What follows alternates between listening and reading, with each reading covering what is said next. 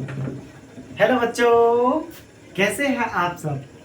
तो मैं उम्मीद करता हूं कि आप अच्छे होंगे, मस्त होंगे और मैं जितना आपको HW दिया हूं उसको ज़रूर पूरा करके लाए होंगे।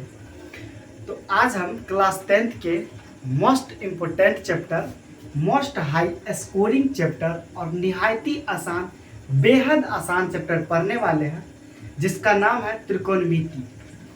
मोस्ट इम्पोर्टेंट चैप्टर, बहुत इम्पोर्टेंट है। इससे आपका 20 नंबर तो गारंटेड है। 20 नंबर का क्वेश्चन आएगा ही आएगा। ज़्यादा भी आ सकता है लेकिन इससे कम नहीं आएगा। कम से कम अगर मिनिमम नंबर का बात करें तो एक 5 नंबरी फिक्स, 3 से 4 2 नंबरी फिक्स हो जाता है, ये मेरा 13 हो गया, और 7 से 8 यानी कि एवरेज माने 10 ऑब्जेक्टिव हो जाता है। तो आप यदि इस चैप्टर को ढंग से पढ़ लेंगे, अच्छे से पढ़ लेंगे, तो 20 से 25 मार्क्स आपका आने वाला है सिर्फ त्रिकोणमिति से। और अगर आप ये त्रिकोणमिति चैप्टर ढंग से पढ़ लिए तो इसका एक अगला और चैप्टर है जिसका नाम है त्रिकोणमिति के कुछ अनुप्रयोग। वो चैप्टर भी इसी चैप्टर से पूरी रिलेटेड है। सारा का सारा इसका कंसेप्ट उसमें आने वाला है। तो वहाँ से भी एक 5 नंबरी आपका फिक्स होता है, 2 नंबरी भी पूछा जाता है, एक ऑब्जेक्टिव तो पूछा ही जाता है। तो कम से कम बात करें तो 12 नंबर से अगला चैप्टर से भी आने वाला है। अगर आप इस चैप्टर को बहुत मजबूत कर लेंगे तो नेक्स्ट चैप्टर जो होगा उसमें आपको ज़्यादा मेहनत करने की आवश्यकता नहीं है, सिर्फ सोचना पड़ेगा और हम जो बताएंगे सिर्फ उतना ही सोचना है, बस उससे ज़्यादा करना भी नहीं है। आज हम स्टार्ट कर रहे हैं त्रिकोणमिति। बहुत सारे बच्चों के मन में डाउट होगा कि हम तो बेसिक मैथ्स नहीं कर पाए हैं, क्या करें।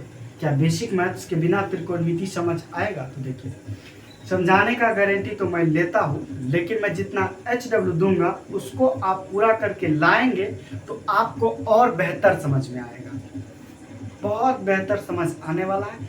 क्योंकि मैं हर एक लेक्चर का रिकैप देता हूँ। रिकैप देने से क्या होता है, यदि आप कंसेप्ट को पढ़ के आएंगे तो मैं यहाँ रिवाइज कराऊंगा तो वो आपके चीज़ों में हमेशा के लिए बैठ जाता है, हमेशा के लिए आपके माइंड में बैठ जाता है, जिसके कारण उस चीज़ को आप लॉन्ग टर्म तक याद रख पाते हैं और वो चीज़ जल्दी भूल नहीं पाते हैं। यही मेरा मेन पर्पस है HW आपसे बनवाने का और हर एक लेक्चर के रिकैप देने का, इतना ही मोटिव है मेरा। तो चलिए हम सबसे पहले कल के ब्रेन टीजर के साथ इस लेक्चर की शुरुआत करते हैं और ब्रेन टीजर डिस्कस करने के बाद हम आएंगे त्रिकोणमिति चैप्टर। आज का मेरा टारगेट इतना ही है कि सिर्फ PBH के बारे में जानना है। हालांकि हमने लेक्चर नंबर 10 में भी PBH के बारे में जाना था, लेकिन अभी हम डिटेल्ड में पढ़ने वाले, वो तो थोड़ा सा आइडिया आपको दिए थे। तो चलिए जानते हैं, सबसे पहले ब्रेन टीजर का डिस्कस कर लेते। देखिए, ये कुछ भी हो, ये कुछ भी हो, थीटा डिसाइड करेगा ये कौन लंब है कौन अनार है, लेकिन ये कर्ण हमेशा फिक्स रहता है। 90 डिग्री के सामने वाला भुजा कर्ण का काम करेगा, ये H का काम करेगा। तो H बराबर मेरा फॉर्मूला होता है √π² + b²। तो हमको तो यहाँ डिसाइड नहीं है कि P कौन होगा और B कौन होगा, क्योंकि यहाँ पे हमको एंगल ही नहीं दिया है, तो हम डिसाइड कैसे करेंगे। एंगल रहेगा तभी तो हम डिसाइड कर पाएंगे।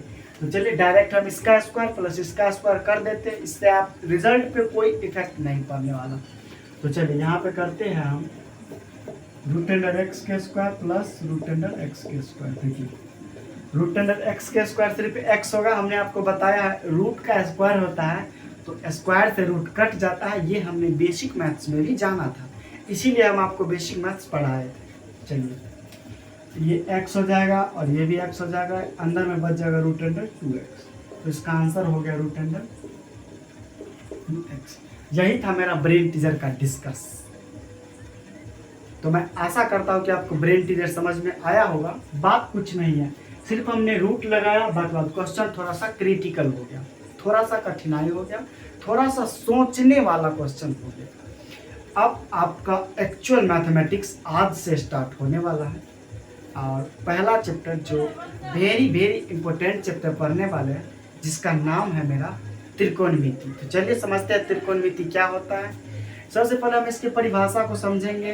परिभाषा को समझने के बाद ये साइन कॉस टेन कोट आपने सुना ही होगा, पर ये साइन कॉस टेन कोट होता क्या है बता तो हर कोई देता है, लेकिन ये साइन कॉस क्या है कोई बताएगा तब तो समझ पाएंगे। कि सिर्फ आता है चैप्टर में साइन कॉस पढ़ लेते हैं हो जाता है। अरे भाई, ये sine cos tan cot sec cosec ये क्या है, हम क्यों इन चीज़ों को पढ़ते हैं। तो चलिए आज के लेक्चर में हम थोड़ा सा इंट्रोडक्शन जानेंगे और PBH इन तीनों में हम रिलेशन सीखने वाले हैं और कुछ नहीं। आज के लेक्चर में हम इतना ही बात करेंगे। चलिए इस ब्रेन टीचर को मिटा देते हैं और सबसे पहले हम परिभाषा से इसका शुरुआत करेंगे। देखिए नाम में ही इसका परिभाषा छुपा हुआ है। देखिए त्रि का मतलब होता है तीन, त्रि का मतलब क्या होता है तीन, और कोण तो आप सब जानते ही हैं, कोण मतलब कोण होता है, और मिति मतलब मेरा होता है मापन। तो देखिए इस नाम से ही हमारा परिभाषा निकल के आ रहा है, यानी कि गणित का वह भाग जिसमें हम तीन कोणों वाला समकोण आकृति के बारे में पढ़ते हैं उसे हम समकोण त्रिभुज बोलते हैं। तो चलिए सबसे पहले हम परिभाषा जानते हैं, आगे भी जानेंगे। क्या परिभाषा एग्जाम में पूछा जाएगा? कतई नहीं पूछा जाएगा, बिल्कुल नहीं पूछा जाएगा। ये परिभाषा हम आपके जानकारी के लिए बता रहे हैं। तो चलिए सबसे पहले परिभाषा जानेंगे हम। परिभाषा लिखिए, गणित का वह भाग, गणित का वह भाग जिसमें हम तीन कोणों वाला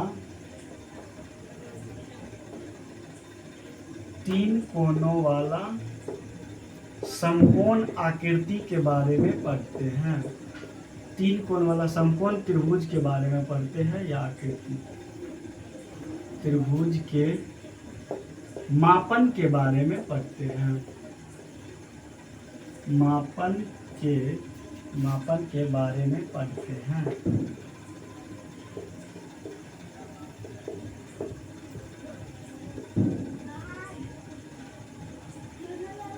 उसे हम लोग त्रिकोणमिति कहते हैं। क्या मास्टर ये त्रिकोणमिति का परिभाषा आपको एग्जाम में पूछा जाएगा? बिल्कुल नहीं। परिभाषा आपका कोई भी एग्जाम में नहीं आने वाला है। आपका आएगा तो आएगा सिर्फ क्वेश्चन बनाने के लिए, कंसेप्ट को थोड़ा मोड़ा हिंट करके आपको पूछ सकता है कि ये क्या होता है, ये क्या होता है। आपको थोड़ा सा आइडिया होना चाहिए, और उनसे ज़्यादा आइडिया मैं आपको इस लेक्चर्स में ही दे देने वाला हूँ। तो चलिए समझिए। सबसे पहले आप एक परिभाषा को नोट कीजिए, उसके बाद हम समझाएंगे कि ये किस त्रिभुज के लिए लागू होता है, समकोण त्रिभुज। और बहुत सारे बच्चे बोलेंगे कि समकोण त्रिभुज के बारे में तो हम जानते नहीं है। तो अगला नहीं, एक छठा चैप्टर जिसका नाम है त्रिभुज, तो त्रिभुज के बारे में हम उसमें डिटेल्ड में पढ़ने वाले हैं। आपको टेंशन लेने की ज़रूरत नहीं है। सबसे पहले आप इस परिभाषा को नोट कीजिए, और नोट करने के बाद आप लिखिए डन, ताकि मैं इसको समझाने के लिए तैयार हो जाऊँ। आप लिखिए पहले।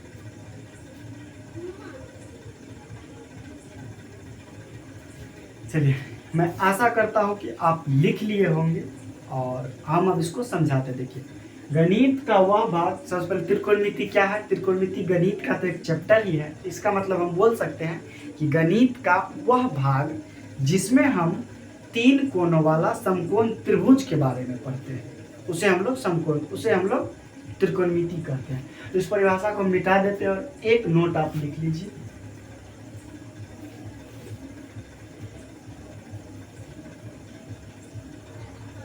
एक नोट आप लिखिए,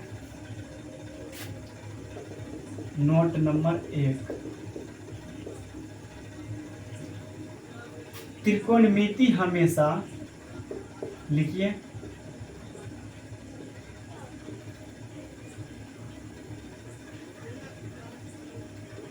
त्रिकोणमिति हमेशा समकोण त्रिभुज पर ही लागू होता है। समकोण त्रिभुज पर ही लागू होता है। समकोण त्रिभुज पर ही लागू होता है। पहले आप इस नोट को लिखिए, फिर हम आपको अच्छे से समझाएंगे कि ये समकोण त्रिभुज होता क्या है। क्या समकोण त्रिभुज पूरे त्रिकोणमिति में सिर्फ और सिर्फ समकोण त्रिभुज का ही खेला है, बस इतना ही जानना है। इसको पहले आप नोट कीजिए। त्रिकोणमिति सिर्फ समकोण त्रिभुज पे लागू होगा, और किसी भी त्रिभुज पे लागू नहीं हो सकता समकोण त्रिभुज। किसे कहते हैं समकोण त्रिभुज? मैं आशा करता हूँ कि आप ये नोट कर लिए होंगे। अब हम जानते हैं समकोण त्रिभुज के बारे में। तो लिखिए समकोण त्रिभुज का परिभाषा पहले लिखेंगे। समकोण त्रिभुज। तो आंसर इसका लिखिए, वह त्रिभुज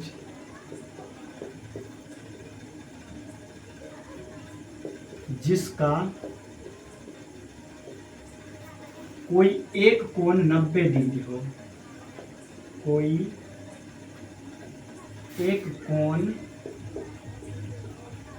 90 डिग्री हो, उसे समकोण त्रिभुज कहते हैं। अब ये 90 डिग्री कहने का अर्थ क्या हुआ? उसे समकोण त्रिभुज कहते हैं। सारे चीज हम समझाएंगे क्या होता है ये 90 डिग्री। तो पहले आप परिभाषा लिखिए, फिर हम आपको चित्र के द्वारा इस कंसेप्ट को क्लियर करेंगे, पूरा स्पष्ट कर देंगे, पूरा समझा देंगे। आप इसको नोट कीजिए, वह त्रिभुज जिसका कोई एक कोण 90 डिग्री हो उसे समकोण त्रिभुज कहते हैं। मैं आशा करता हूँ कि आप ये नोट कर लिए होंगे। अगर आपने नोट नहीं किया है तो मैं थोड़ा सा साइड हो जाता हूँ और आप स्क्रीन को पॉज करके आप इसको नोट कीजिए। तो चलिए समझते हैं हम सबसे पहले 90 डिग्री। ये जिसका कोई एक कोण 90 डिग्री हो, इसका मतलब क्या है?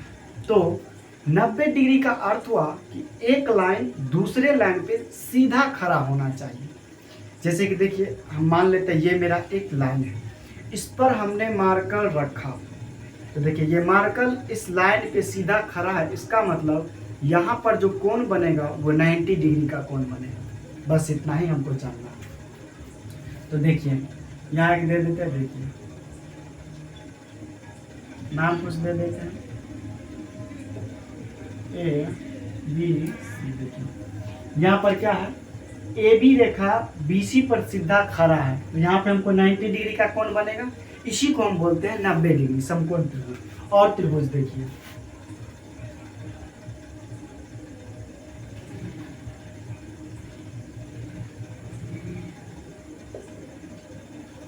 यहाँ पर भी आप देखिए, ये लाइन इस लाइन पे सीधा खड़ा हुआ है, कैसे भी खड़ा है लेकिन खड़ा तो है, सीधा खड़ा होना चाहिए। तो यहाँ पर भी मेरा 90 डिग्री का कोण बन रहा है। तो इस तरह के त्रिभुज को हम बोलेंगे समकोण त्रिभुज, यानी कि वह त्रिभुज जिसका कोई एक कोण 90 डिग्री हो उसे हम समकोण त्रिभुज कहते हैं। बस इतना ही जानना है। तो इसको आप पहले बारीकी से अच्छे से नोट कीजिए, और नोट करने के बाद आप कमेंट में लिखिए डन। और इस चैप्टर का नाम है मेरा त्रिकोणमिति।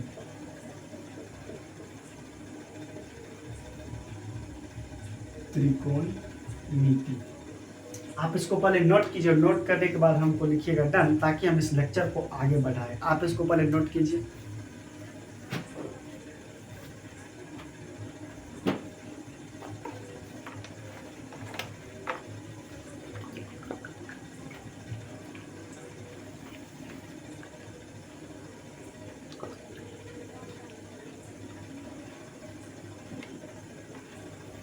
चलिए, मैं आशा करता हूँ कि आप ये नोट कर लिए होंगे। हम आगे की तरफ चलते हैं, क्या हमको आज जानना है।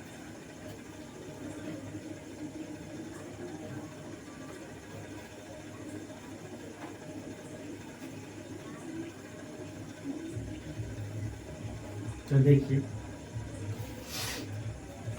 एक हम कोई समकोण त्रिभुज बना लेते हैं। समकोण त्रिभुज अब आप लोग समझ गए हैं, जिसका कोई एक कोण 90 डिग्री हो उसे हम समकोण त्रिभुज कहते हैं। इसका ए मान लीजिए, बी मान लीजिए, इसको सी मान लीजिए। देखिए यहाँ पर बी कोण समकोण है, इसीलिए ये त्रिभुज समकोण त्रिभुज है। तो देखिए समझते हैं, एक मेरा पाइथागोरस प्रमेय होता है। पाइथागोरस प्रमेय, ये पाइथागोरस प्रमेय सिर्फ और सिर्फ समकोण त्रिभुज पर ही लागू होता है। ये भी किसी भी त्रिभुज पर लागू नहीं होगा। तो क्या होता है पाइथागोरस प्रमेय? आप देखिए, जो 90 डिग्री के सामने वाला भुजा होगा वो होगा मेरा कर्ण। उसको हम सबसे लंबा भुजा बोलेंगे। कर्ण को इंग्लिश में हम हाइपोटेनियस बोलते हैं। हाइपोटेनियस को H से सूचित करते हैं। आप पहले 3 शब्द लिख लीजिए, कर्ण, इसको इंग्लिश में बोलते हैं हम लोग हाइपोटेनियस। हाइपोटेनियस, इसको हम H से डिनोट करेंगे। H लिख देंगे तो आपको समझ जाना है कि ये कर्ण का बात हो रहा है। उसके बाद आप लिख लीजिए लंब। लंब को इंग्लिश में हम परपेंडिकुलर बोलते हैं। क्या बोलते हैं? परपेंडिकुलर, जिसे हम इंग्लिश पहला अक्षर पी से सूचित करते हैं। और एक मेरा होता है आधार। आधार को हम लोग बेस बोलते हैं, इसको हम बी बोलेंगे। तो देखिए ये मेरा शॉर्टकट नाम है। हम जब भी बोलेंगे कि एच तो आपको समझ जाना है कि सर जी कर्ण का बात कर रहे हैं, और जब भी बोलेंगे पी तो आपको समझना है कि लंब के बारे में बात चल रही है, और जब बोलेंगे बी तो समझ लेना है कि आपको आधार के बारे में बात करनी है। आप इसको सबसे पहले नोट कीजिए, इसको हम मिटाएंगे और इन तीनों में एक रिलेशन बनता है जिसका नाम है पाइथागोरस प्रमेय। आप इसको पहले नोट कीजिए। चलिए मैं आशा करता हूँ कि आप ये नोट कर लिए होंगे। तो चलिए हम आगे की तरफ चलते हैं, सब चीज समझाएंगे। देखिए मेरा रिलेशन होता है H square is equal to P square plus B square. देखिए यही है मेरा पाइथागोरस प्रमेय। अब हम समझा चुके हैं आपको। एच मतलब क्या हुआ? कर्ण, पी मतलब लंब, बी मतलब आधार। यही तीनों के बारे में हमको पाइथागोरस प्रमेय में जानना है। तो चलिए, तो यहाँ से हम आपको बेसिक मैथ में सिखा चुके हैं कि स्क्वायर हटाएंगे तो रूट अंडर लगा देंगे, और हमने समीकरण भी आपको सिखाया है। यदि हमको p ज्ञात करना होगा तो b को इस साइड लेके आएंगे, यानी कि H square minus B square is equal to P square. तो ये मेरा हो जाएगा P square is equal to H square minus B square. अब यहाँ से हम स्क्वायर हटाएंगे तो रूट चढ़ाएंगे, H square minus B square, और जब हम बी स्क्वायर ज्ञात करेंगे तो ये मेरा हो जाएगा H square minus P square, और रूट हटाएंगे, स्क्वायर हटाएंगे तो रूट मेरा चढ़ जाएगा। बस त्रिकोणमिति में आपको सिर्फ तीन चीज ज्ञात करना सीखना, एक पी, बी और एच, यानी कि लंब, आधार और कर्ण। सिर्फ आप तीन चीज सीख गए तो आपको त्रिकोणमिति समझ में आने लगेगा बहुत ही आसानी से। आज के लेक्चर में हम सिर्फ तीन चीज ही कैलकुलेट करना सीखेंगे। हमने आपको बेसिक मैथ्स में 1 से 30 तक का स्क्वायर और 1 से 15 तक का क्यूब दिया था लर्न करने के लिए, याद करने के लिए। तो आप कमेंट में बताइए याद किए हैं या नहीं, कमेंट में बताइए। आप इसको पहले नोट कीजिए। नोट करने के बाद हम इसको मिटाएंगे और इस पर हम क्वेश्चन कुछ करेंगे। चलिए मैं आशा करता हूँ कि आप ये नोट कर लिए होंगे। अब हम आपको चलते हैं एक्चुअल मैथमेटिक्स की तरफ।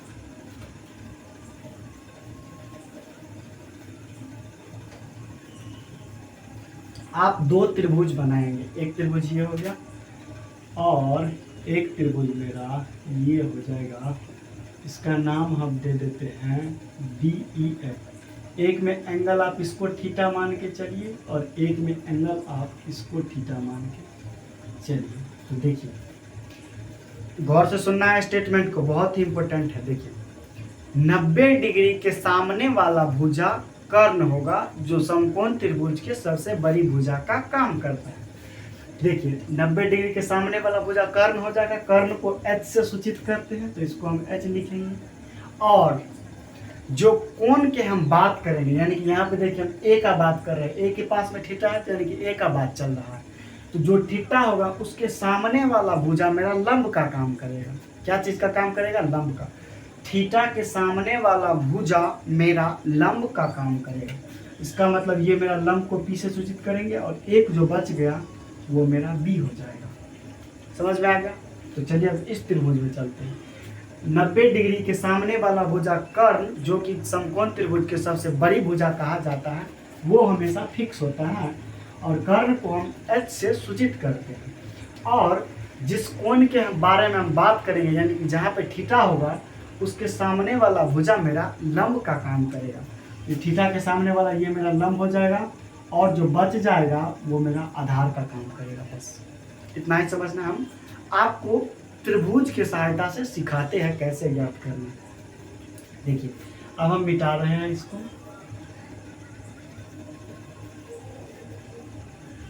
आप इसको पहले नोट कर लीजिएगा, स्क्रीन को पॉज करके, ताकि आपको समझ में आएगा आगे की तरफ। देखिए इसको हम दे देते हैं 3, इसको 4, तो आपको ये ज्ञात करना है। इसको दे देते हैं हम 5 और इसको देते हैं हम 13। तो आपको ये ज्ञात करना है। तो देखिए, सबसे पहले आपको P, B और H जानना होगा, तभी हमको पता चलेगा कि क्या ज्ञात करना है। तो देखिए, 90 डिग्री के सामने वाला भुजा मेरा कर्ण कहलाता है, जो सबसे बड़ी भुजा होता है। इसका मतलब इस त्रिभुज में हमको H का मान ज्ञात करना है। समझ में आ गया हमको क्या ज्ञात करना है? H का मान। और देखिए, थीटा के सामने वाला भुजा मेरा लंब का काम करेगा, तो इसका मतलब P का मान मेरा 4 हो गया, लंब को P से सूचित करते हैं, और B का मान मेरा 3 हो गया, और हमको H ज्ञात करना है। तो H बराबर हमने फार्मूला पढ़ा है √p² प्लस b²। तो P के जगह मेरा 4 का स्क्वायर प्लस 3 के स्क्वायर, 16 प्लस 9 √25, और 25 का वर्गमूल मेरा 5 होता है। बस यही कैलकुलेट करना था। आज के लेक्चर में हम इतना ही सीखेंगे, P, B और H को कैसे ज्ञात किया जाता है। तो आपको 3 फार्मूला याद रखना है। H बराबर √p² minus b², p² plus b², और P बराबर √h² माइनस b², और B बराबर √h² माइनस p²। बस 3 चीज ही तो बात करना है, जिसमें हमको त्रिभुज में 2 चीज दिया रहेगा और 1 चीज ज्ञात करना है। बस कोई 2 इंफॉर्मेशन दिया जाएगा तभी तो आप 1 ज्ञात कर सकते हैं। तो चलिए इस त्रिभुज में हम बात करते हैं। देखिए, 90 डिग्री के सामने वाला भुजा मेरा कर्ण होता है। इसका मतलब इसमें हमको H का मान दे दिया गया है, H का मान 13 दिया है, और थीटा के सामने वाला भुजा मेरा लंब का काम करता है, बताया। तो इसका मतलब लंब यानी कि P का मान मेरा हो जाएगा 5। तो इसमें हमको B ज्ञात करना है। समझ में आ गया क्या ज्ञात करना है? B। अब बोलिए, B बराबर हमने फॉर्मूला तो आपको बताया है, अभी आप देख लीजिए, लेकिन कल तक आने से पहले आपको याद हो जाना चाहिए। तो B बराबर होता है मेरा h² माइनस p²। H का मान 13 और इसका मान है 5। तो 169 माइनस 25, तो √144। अब बताइए 144 का वर्गमूल कितना होता है? 12, क्योंकि हमने आपको 1 से 30 तक के स्क्वायर याद करने के लिए आपको दिया था। तो आपको याद रहेगा तभी तो आप समझ पाएंगे कि ये √10 आ रहा है, किसका वर्ग होगा, किसका वर्गमूल होगा, तभी तो आप चीज़ को जल्दी जल्दी पकड़ पाएंगे। आप इन दोनों एग्जाम्पल को नोट कीजिए। इसके लिए आपको हम पूरा 20 सेकंड का टाइम दे रहे हैं। इसको नोट कीजिए ताकि आपको घर पे और अच्छे से समझ में आए। इस त्रिभुज में देखिए, हमको सिर्फ P, B और H ज्ञात करना है। आप इसको पहले नोट कीजिए, हम आगे की तरफ चलते हैं। नोट कीजिए पहले।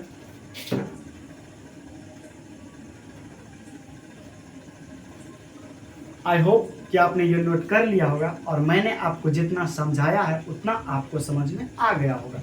तो आज के लेक्चर को हम यहीं पे रखेंगे, और कुछ आपको हम HW दे देते हैं, जिसे हम लोग डिब्बी बोलते हैं, और एक ब्रेन टीजर भी मैं आपको दूंगा। चलिए,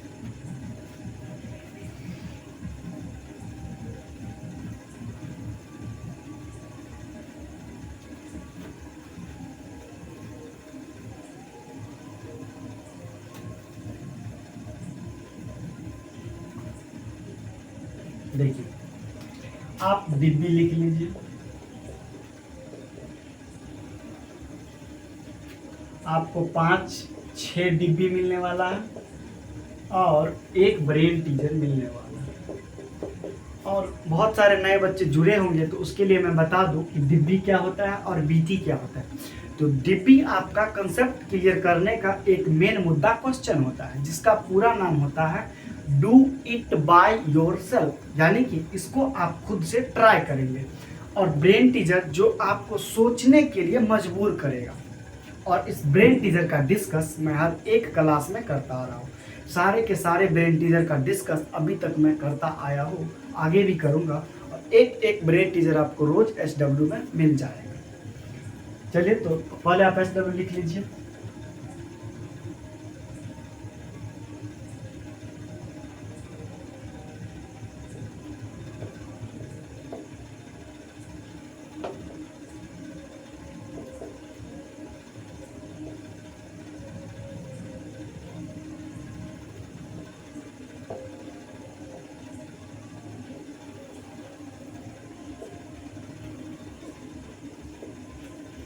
क्वेश्चन नंबर 3 लिखिए।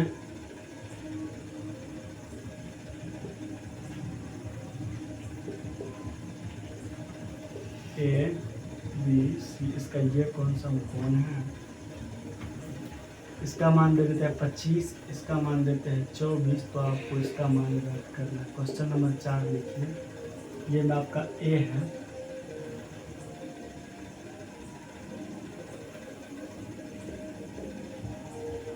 कुछ भी नाम दे देते हैं, डी ई और एफ, इसको मान लेते हैं 5, इसको मान लेते हैं 17, नहीं 15, इसको मानिए,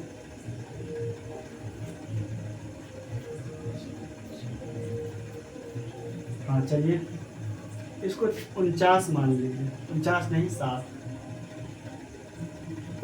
देखिए। तो आपको इसका मान ज्ञात करना है।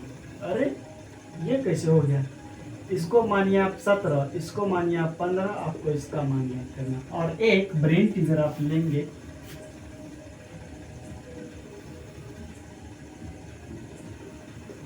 ए बी सी, ये है x प्लस वाई और ये है x माइनस वाई, तो आपको ये ज्ञात कर देखिए।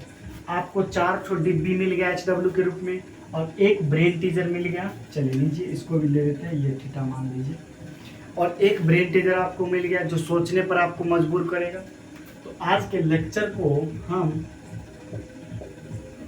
यहीं तक रखेंगे, मिलते हैं नेक्स्ट वीडियो में, और पढ़ते रहिए और आपको सारा चीज़ आसान लगने वाला है, ये मेरी गारंटी। अगर आप मेरा HW पूरा करेंगे तो सारा का सारा चीज़ आपको आसान लगने वाला है। आप बशर्ते मेरा HW पूरा करते जाए और क्लास रेगुलर करते जाए। मैं ज़्यादा देर का भी लेक्चर रिकॉर्ड कर सकता हूँ, 2 घंटा 3 घंटा का भी मैं रिकॉर्ड कर सकता हूँ। क्यों नहीं कर रहा हूँ, क्योंकि आप उतना कर नहीं पाएंगे।